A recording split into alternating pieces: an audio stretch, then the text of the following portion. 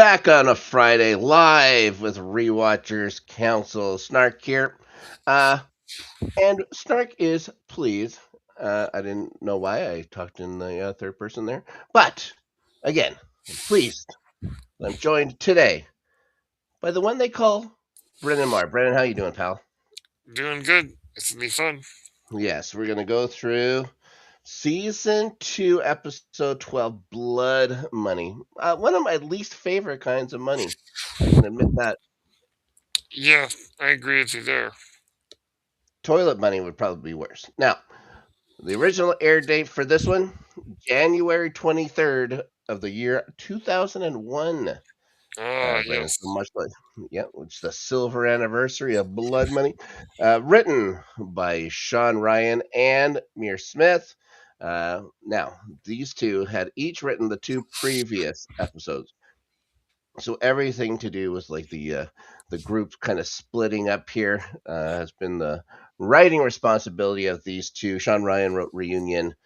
Mir Smith wrote Redefinition, the one that just played the week, I guess 2 weeks before. No, the week before this one, right?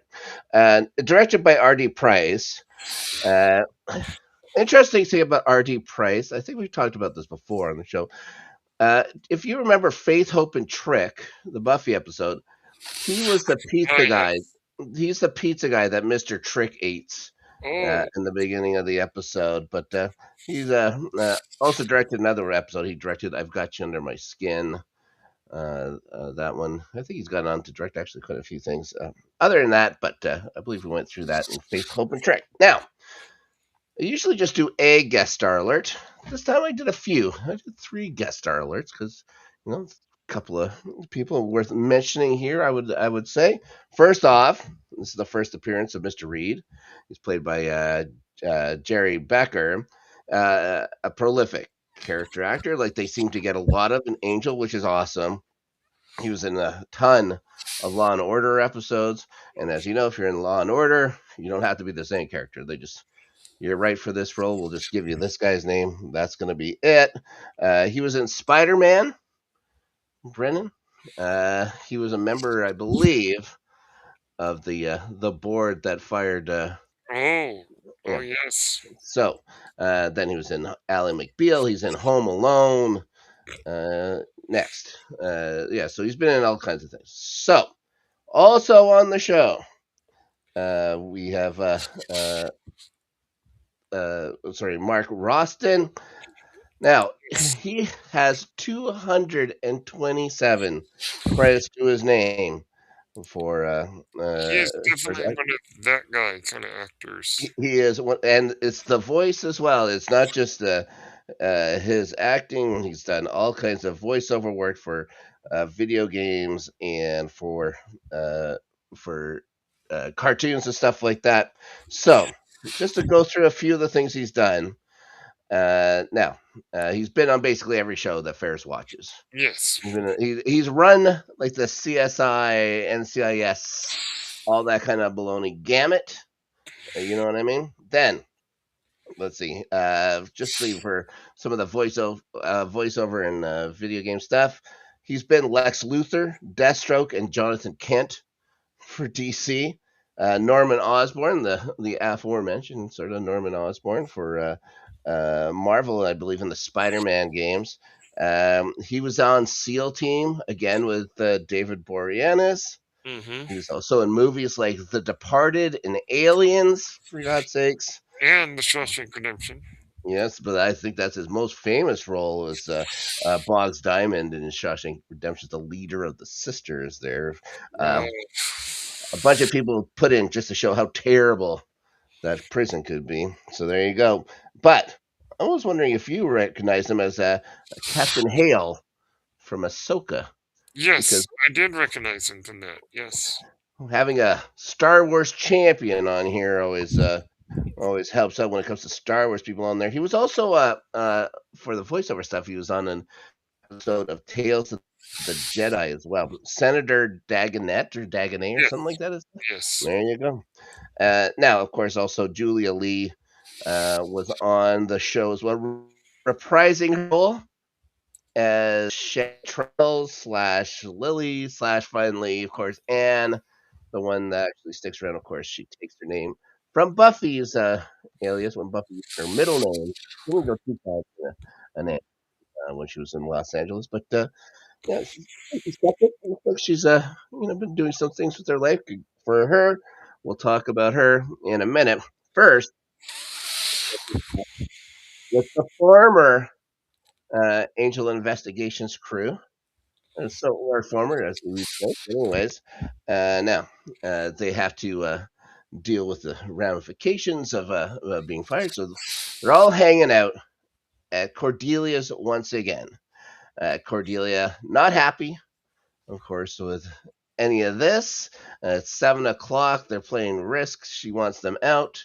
So she gets them to get out in a unique way. She has a vision. The powers that be, for some reason, send her a vision. It's a dragon. You got to get rid of a two-headed dragon, Brennan. Also, I think this is the first time they mentioned dragons on this show. And we never see it. Yeah, yeah, but I don't think it's going to be the last time they mention dragons on this show. So, and maybe it's a good thing we didn't see this particular dragon because you know what? They have no problem finding it. This thing is in the sewers. Wes and Gunn are going to discuss the best ways to go about this thing. They decide to each take a head. They're going to wait to attack it when its back is turned to them. Turns out that's an almost fatal mistake because much like after a night of draft beer and chicken wings, the fire is going to come from the other end. Brennan, it's a fire farting dragon, which is a terrible thing to discover. But good thing for the plot of the entire series. Wes and Gunn make it out okay. They're going to Yeah. eliminate the dragon. Quite proud of themselves. They're going to talk about how brave they were and how they had cool quips and all that stuff. Until Cordy just wants the truth, and they're going to break down about how they were, a little,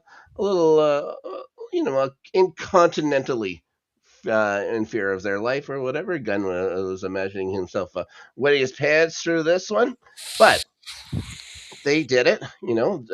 Congratulations to them. Cordy has some news for them. She went and found a little place to have, a little office that they can call their own. Once again, I don't know how they're doing this, as none of them have any money, it seems, and they aren't actually investigating anything that people pay, as far as we know. So, That's they, just how the plot has to go. that's true. Now, they're going to discuss the names of the place. What are we going to call this particular agency? Each of them offering up their names or whatever for the thing or whatever. Guns. What's the thing that strikes fear into demons? A gun? It's like, no, that's the least. I think that's the least thing that strikes fear to a demon is a gun. I like the Wyndham Price name. I thought that would be a good name for the detective style agency. It has an agency name to it, but they go back, they see those cards, they know they don't want the cards anymore. Those business cards that Cordy did up with that ridiculous angel picture on it. I think Gunn says it looks like a lobster with a growth. For God's sakes. So yeah, first time we've seen one of those for a while. First time they made fun of the card. It's a throwback to season one Yep. of the show. Okay, on to the meat of the show, which is Angel's Adventures in Los Angeles. Now, they we have Ryan and Smith both, of course, contributing to this and stuff like that. They collaborate. I don't know if they ever agree where they want Angel to go, because he seems very by the end of the last episode when he's setting fire to Drew and Darla. He's very brooding, very, that isn't just Angel anymore. This one, he seems a little more lighthearted again. Yeah, I just had to think they had a little bit of consistency problems with the thing. But you're gonna have Angel out on his own. He just can't be moping the entire time, or I guess they say brooding, but I think it's a little more moping than anything else. Anyways, I'm gonna put the past couple episodes on pause for this one, I suppose. So this one, he's gonna bump into Anne on the street, and of course, uh, you would think, they would have come cross paths when last time she was in Sunnydale, but they never actually crossed paths in that episode. So yeah, the fact that she doesn't recognize him, I get, but I would imagine that Angel would probably at least have heard about her at some point before. Anyways, he doesn't really think about it at all. So we find out now because he does the old bump into her and end up stealing her wallet kind of thing or whatever. Finds out that she works at a teen uh, runaway center, I guess. He seems flirty with her, for some reason. She's going to leave. And then he goes back to the hotel. And again, he has all kinds of photos of her on the wall. Yeah, not disturbing at all. No, no, no. This is what happens when they find a serial killer's lair. Anyways, Usually. uh, yes. So they're gonna have pictures of her with Lindsey, though. Turns out maybe she isn't as on the up and up. You think? At least Yeah, at this part of the episode, maybe in league with Wolfram and Hart.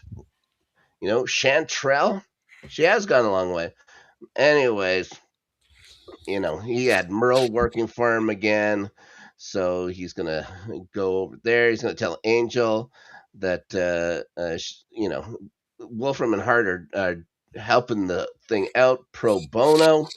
Says the shelter seems to be on the up and up. Everything seems to be legit for Chantrell and the center itself, which is good news.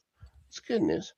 And then for this information, Angel stiffs him on the $100 and then makes fun of his furniture. For goodness sakes, you just make fun of a man's beanbag chair like yeah. a demon man's beanbag chair. Where's he supposed to shop? Where's he gonna go shop?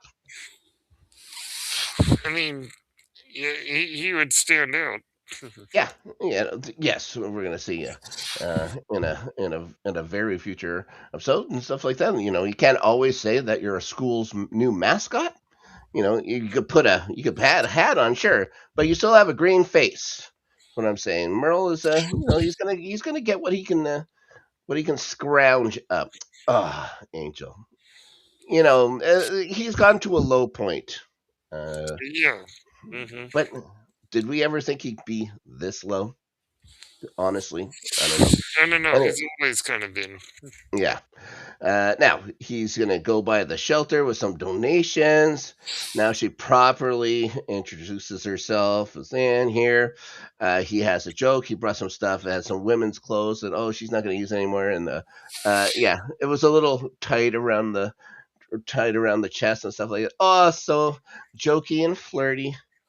Angel, what torture he's putting himself through. So she's gonna give him a tour of the place.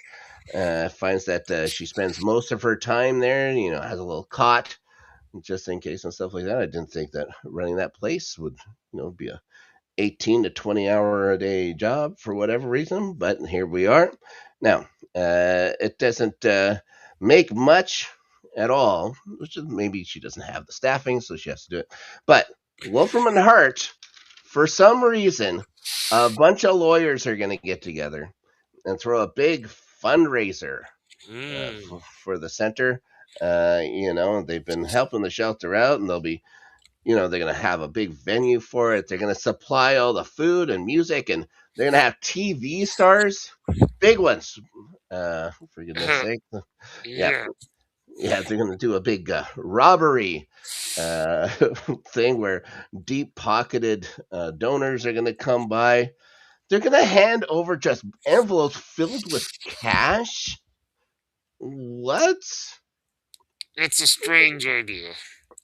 Well, it is a bonkers idea. Anyways, of course, it's Angel, so they have to make a joke about actors here and saying how Angel has you can see that actors would have no problems working with Wolfram and Hart for whatever Mm, reason. Yeah, yeah, things are seem a little flirty between him and Chantrell slash Lily slash Anne. It's mostly on his side too. She isn't being flirty at all or whatever, but it's no him for some reason. Now this next thing or whatever, we're gonna get Boone coming in here, attacking poor Earl, who isn't having the greatest week. I tell you that. He's looking for info on Angel, which is all right, and then he also wants info on Wolfram and Hart. This whole Boone thing did not make any sense to me at all in this episode. It does nothing for the episode itself. It does absolutely nothing.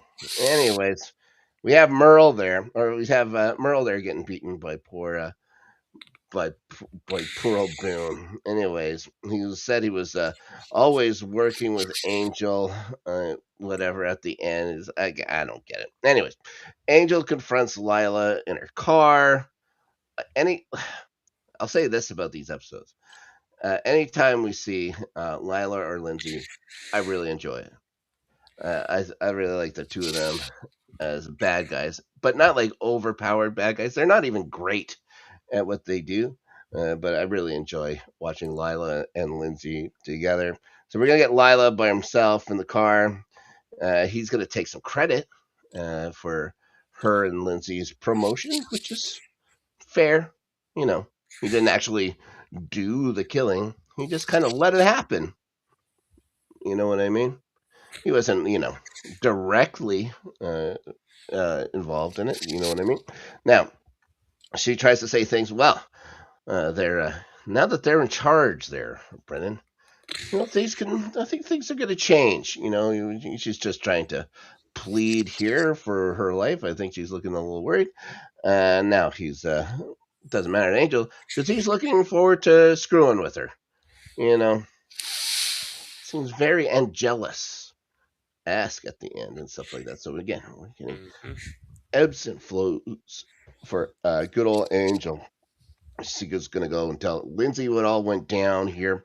Uh, Unbothered.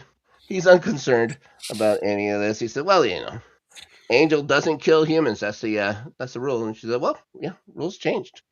Anyways, we get a good bit when Boone finally shows up.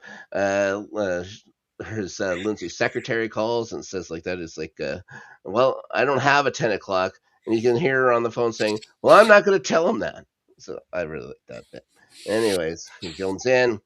He says, he was looking for Angel.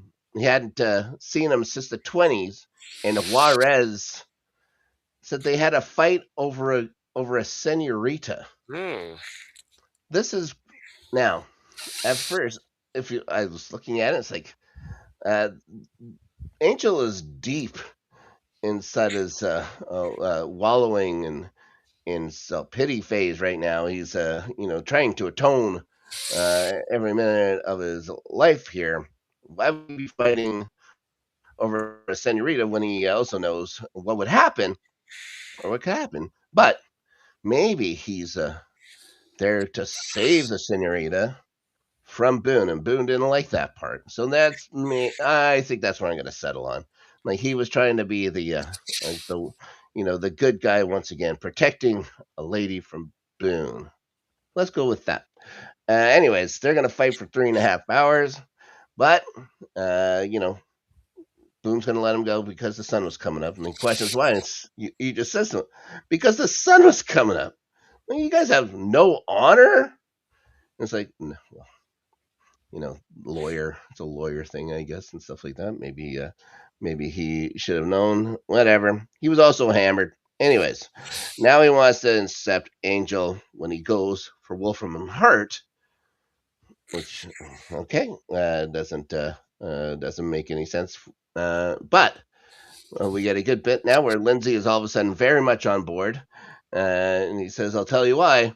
It's because you getting him instead of him getting us, kind of thing. Uh, you know, Boone doesn't want any money for this. He's kind of almost disgusted by the thought when they bring it up of whatever payment.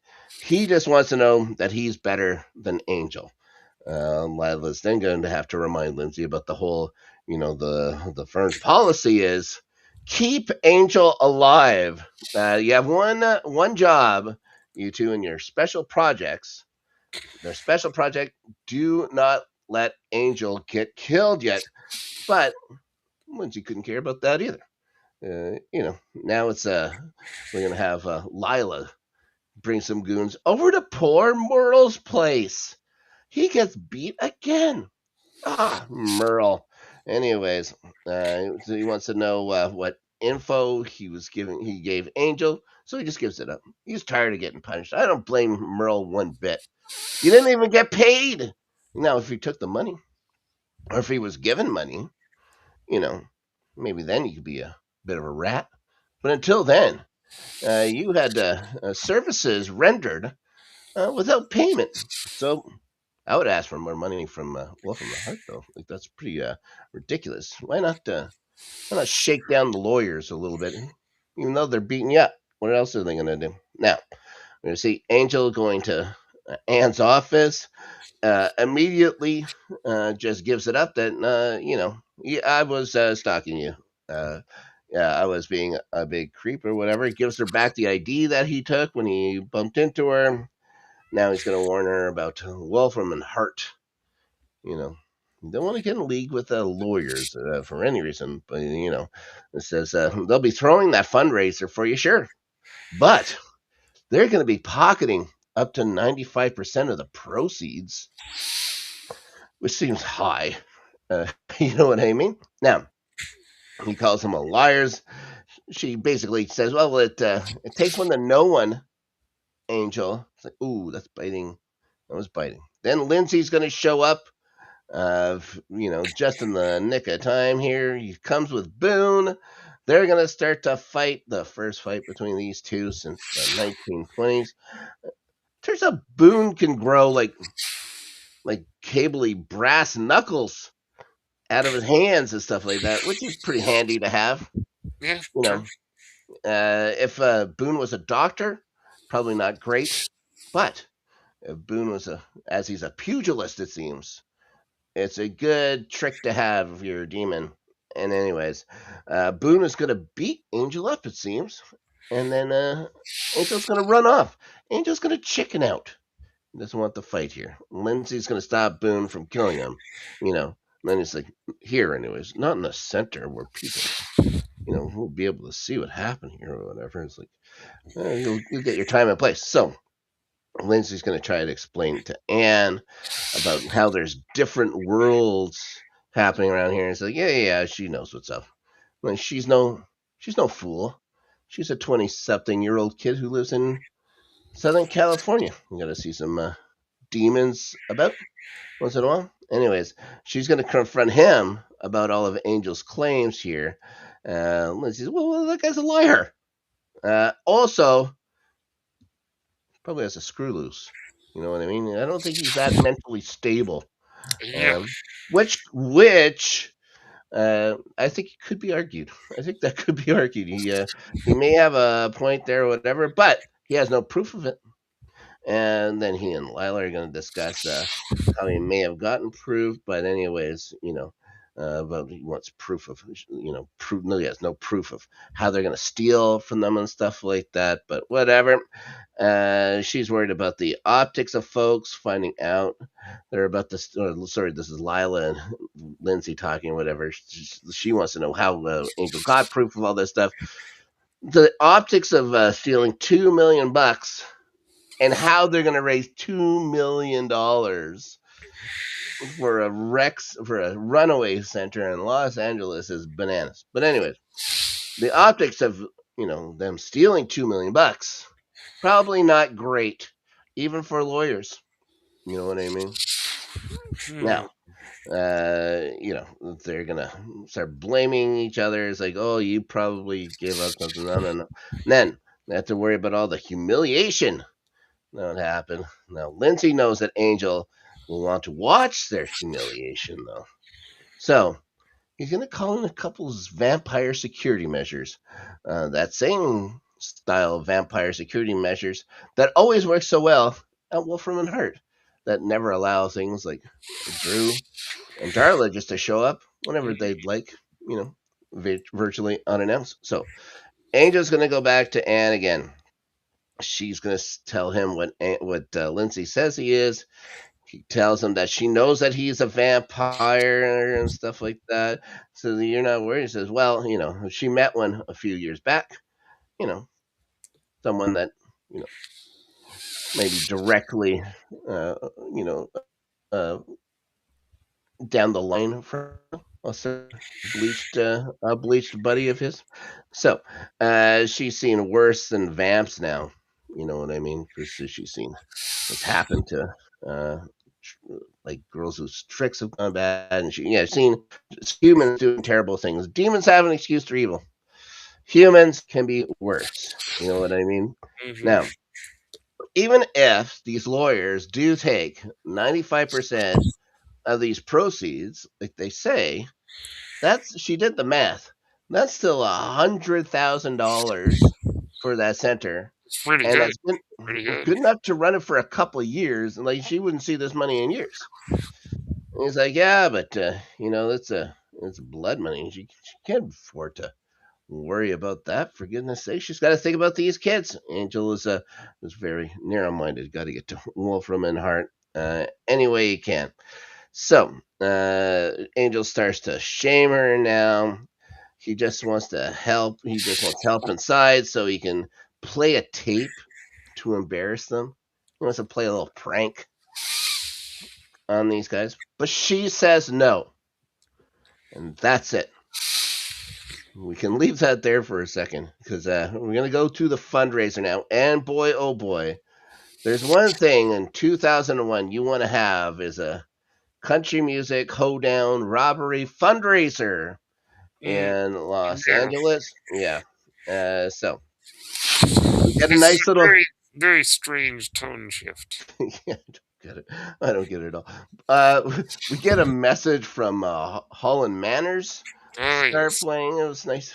There's a Holland in there with the kids and stuff like that. Talking about the shelter, all this other stuff. Uh, that they put that his like at the end or whatever they put his timeline 1951 to 2000 at the end when they're plotting. Yeah, not that old. I can tell you this: if it was 1951 to 2000, I beat him. I beat him. Nice. Thank Nice. you very much. Yep. So who's the better lawyer now? Holland I'm Manners. not quite there yet. I'm getting there. But Oh boy. Well, it's so much fun. So now we're gonna meet another exec from Wolfram and Hart. We meet Mr. wow. Reed. Yeah, he's gonna talk with Lila here. He She calls discuss. himself the Heart in Wolfram and Hart. Yeah, whatever. Yeah, I believe it means like stag, but still, Well, H there's E that A R too. T. Yeah. Heart. Now she's going to discuss how the night's going to go. Introduces him to Anne, of course. I think his greeting is a little creepy. Here's the face of the center, and he goes, "Oh, and what a face it is!" It's like, Yeah. Yeah. ugh. Yeah. Okay, all right, pal, back off. Anyways, she has Lindsey is now gonna ensure that Zorn, the vampire detector, is in place. It's a good name for a vampire A detector, by very the way. useless vampire detector. Yeah, he sucks at his job. I can tell you that. He's one of the good ones over at Wolfram and Hart too. I would imagine. Lila does a speech now on honoring Holland's vision for the center and stuff like that, and they uh, introduce all these fake TV stars that come in. They're all wearing cowboy outfits and have guns and stuff like that. And then they're gonna run over to all these rich guys and super cheesily ask them for the money. And the cheesiest guy there, whatever, says, "Your my wife really loves your show." Hands him over a great big envelope that says $25,000 cash on it. It's like, Hmm. all right. Anyways, then you see one lady when she's talking to one of the actresses and stuff about how, oh, what did you think about turning your character gay, which I thought was like a little direct thing about Willow and Buffy. Yeah. But she's putting her necklace into it. You just donate like a diamond and jeweled necklace to a In- charity? interesting. Uh, all right. Yep. So yeah, no, I guess it's up to Wolfram and Hart. Don't you get imagine to fence this thing, whatever it is. Anyways, we see that Angel all this time was dressed up as a vampire detector as well. So maybe that's just the key. If you look like them, they're not going to detect you, I guess. Anyways, Zord sucks, as we mentioned before. Now we're gonna see Boone show up behind him now, and they're gonna finish this again. We're gonna know in a minute. It makes no sense to have that scene in there. So they count all the cash on the table, right on, like right in the middle of the entire soiree. They just have a bill counter and heaps of cash on a table. Ah, boy. Anyways, Lila's gonna, thank all those donors. Then Boone and Angel are gonna fight. They're gonna fall from that weird, second story facade they had up in this place. The actors are going to make jokes about they have stunt guys now and they got to call their agents, all this stuff. Angel's grabbed eventually by some of the Wolfram and Hart guys. Lindsey's going to pat him down looking for the tape. Boone says, "Oh no, no, he doesn't have the thing." This is when we find out they're working together. None of this is going to make any sense. Like you can make a scene without having this whole thing about Boone. It didn't. I don't know. Whatever. Yeah. So we're going to see Anne going right. She's right at where the video machine is. You're going to see Lindsey say, "Oh, she's got the tape." So him, and Lila have to run the length of this unusually large hall to get to this video center thing. Again, that was just on the floor of the reception here, but gets there too late. She took like a good while to put the tape in, but the tape only had like audition stuff for Cordelia. And the thing about milk at the end was very strange. And then for some reason, at the end of her bit, was Wesley doing audition stuff. And eventually having his pants off doing audition stuff. What kind of work is Wesley looking for? I I ask you, don't. I Brennan. don't want to know. Yeah, anyways, terrible, terrible. Anyways, so this was all so Angel could publicly humiliate Lindsey and Lila and have them run across the floor, It's a very strange plot. yes. And then turns out Boone was there to just take all the money. No other person kept their eye on all these heaps of cash while all this stuff was going on. Boone just, I don't know if he had like a large sack, but bundled up cash with him, all for fools. Then, yeah, this whole thing again. Anne said no to this tape. There was nothing else to say that she was going to put that tape in. I just don't understand that whole swerve about it either. Yeah, neither do I. Anyways, Anne is then going to go up and slap Angel. Oh, Yeah, it says she risked her kids and everything for this little game that Angel wanted to play against these lawyers or whatever. He's going to say, "Oh, this money is all tainted."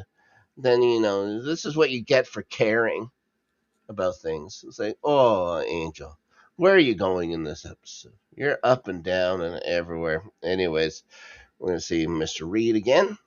This time he's going to give Lindsey and Lila a bit of crap. Tells them that the soft spot Holland had for these two is not shared. He doesn't care as much about these two, and that they better start getting some wins together. Lindsey's going to start crying about all the rules keeping Angel alive and wants a good reason not to kill him. Now, this is where we learn what is up with Wolfram and Hart. Well, to a degree, anyway. So he's going to tell them that Angel's important because when the apocalypse comes, all the prophecies have been foretold. That Angel plays a major part in the final battle. They're not sure who for. There's that gray area, and they just want to keep him within that gray Yeah, area the for whatever apocalypse. We're going for big here. for whatever reason. One of the many apocalypse Yeah, that there seems to happens. be a lot of them. Yeah, just wait till next week. So maybe he ends up killing them both and stuff like that to Wolfram Hart's advantage. If you kill Lindsey and Lila, you know, gets a little darker gray. You know what I mean? So he tells him at the end, "You two jerks are expendable. He isn't. So get with the program." You know what I mean? Then we're gonna see Boone go back to the hotel with that big sack of cash. He's just got to know, you know, who is the better fighter? Who's the better man when it gets down to this or whatever? Cut to Angel over at the runaway center, bag full of cash. He's in Anne's office. It's a little soaked, a little blood soaked, little pieces of it. It says every penny of the over $2.5 million Hmm. that was raised or whatever is in there. She says she has no problem hiding this. Don't worry about it. Wolfram Hart will never find it. It's like, why? Yeah, of course they would. Of course they would. This is ridiculous. Anyways, he says the blood's gonna wash off. So it's good. It turns out to be good money and stuff like that. Just imagine if it took $100,000 could have made it, 2 years. How long? How far? 2.5 million.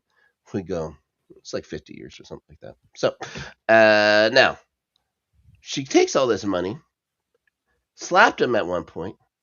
She doesn't even say thank you at Hmm. the end, which is pretty rude. Pretty rude. And anyways, he's Well, telling him Angel's going to get used to it, I guess. that's true. That's true. Now, uh, next time the episode's a happy anniversary. It's Mm. all about the ability to stop time, but the ability to stop time could cause, yes, we said it, another apocalypse. So I'll be yeah, here next week for that one, too. terrific. Get a lot more from the host in that one too. Yeah, it's a little buddy. It's kind of almost like a buddy cop thing with Angel and the host. So yeah. All those parts are lots of fun. So join us next week. Rewatchers Council live at uh, 5 o'clock Central Time. You know, and you know your local time zones. You can figure it out from there. You're all smart folks out there, obviously. Brennan, thank you for joining me this week. Thank you, Uh, sir. how about you tell us what you're up to in the good old, what do you call it, internet? Well, you can find me on Blue Sky, brandmart.bluesky.social, Apple Podcast, Spotify, and YouTube at Page Turners They Were Not. Thanks, dude. Yeah, we'll be back with Buffy and Angel next week. I'll be back live on Monday on the sister channel. Good friends, better rivals. I'll be, doing a Olympic hockey preview with my pal Ryan Christensen. I think Adelia is going to be joining us for that as well. Probably talk about what's been going on in the NHL of late, and maybe what happened to a certain draft prospect. But well, so that'll be Monday live 7 o'clock Central Time, and Tuesday live at 7 o'clock Central Time is starting 11. Dealey and I talk about the English Premier League, and hopefully, Chelsea can beat the worst team in the league. If they don't, it'll be about 45 minutes to an hour of just me crying and saying swear words. Mm. which doesn't sound great. Doesn't sound entertaining to watch for me. Well, you can swear in French, then it's okay. Oh, I can swear in French. Don't you? I am Canadian, pal. All right. Thanks everybody for watching. How about in the words of good old Anne, Lily, Chantrell? Why don't you like and subscribe? And we'll see you all next time.